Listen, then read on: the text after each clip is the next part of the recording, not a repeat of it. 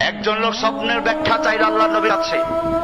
সে স্বপ্নে দেখেছে তার তিনজন বন্ধু, একজন মৃত্যুর সঙ্গে সঙ্গে বিচ্ছিন্ন হয়ে গেছে, আর একজন কবর পর্যন্ত গিয়ে কাফন দাফনে ছিল, কাফন দাফন করে চলে গেছে, আর একজন তার সঙ্গে রয়ে গেছে।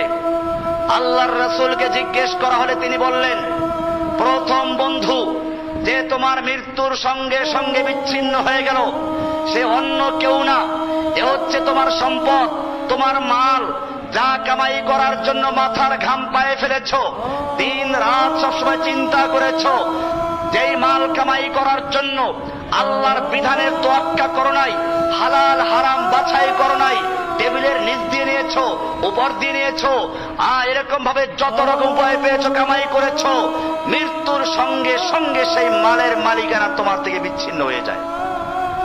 দ্বিতীয় বন্ধু যে কবর পর্যন্ত গিয়েছে, এ হলো তোমার সন্তান, আত্মীয় স্বজন, তারা মৃত্যুর সঙ্গে সঙ্গে বিচ্ছিন্ন হয় না, তারা তোমার জানাজা পড়বে, কবর দিবে, কবরে রাখবে, রাখার পরে তারা উঠে চলে আসবে, তোমার সঙ্গে আর কেউ থাকবে না।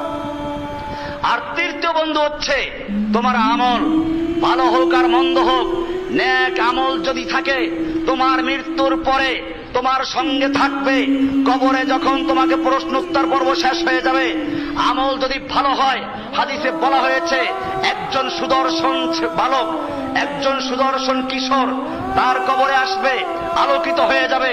লোকটা বলবে, তুমি আবার কে? তোমার সৌন্দর্য মাশাআল্লাহ আর সবকিছু মেলান করে দিয়েছে। লোকটি বলবে, আমি হচ্ছি তোমার নেক আমল, আমাকে আল্লাহ তাআলা তোমার কাছে পাঠিয়ে দিয়েছেন আমাকে তোমার সঙ্গ দেওয়ার জন্য, এবং কিয়ামতে ওঠা পর্যন্ত আমি তোমার সঙ্গে আছি, তোমার কোনো ভয় নেই। পক্ষান্তরে যদি তোমার আমল বিনষ্ট হয়, খারাপ আমল করে থাকো, হাদিসে পরিষ্কার বলা আছে, দুর্গন্ধ ময়লা যুক্ত একটা বুড়া মানুষের আকৃতিতে একটা লোক আসবে, এমনি বুড়া মানুষ, সাধারণত মানুষ বেশি একটা পছন্দ করে না। এরপরে দুর্গন্ধযুক্ত, শরীরের ভিতরে নানা রকমের পয়জন থাকবে, পচা ফোড়া, রক্ত ঝরতে থাকবে, ফুল ঝরতে থাকবে, দুর্গন্ধ ছড়াবে। এরপরে লোকটা দেখে আটকে যাবে, এমনি কবরে একা, আবার এরপরে আবার কত শাস্তি।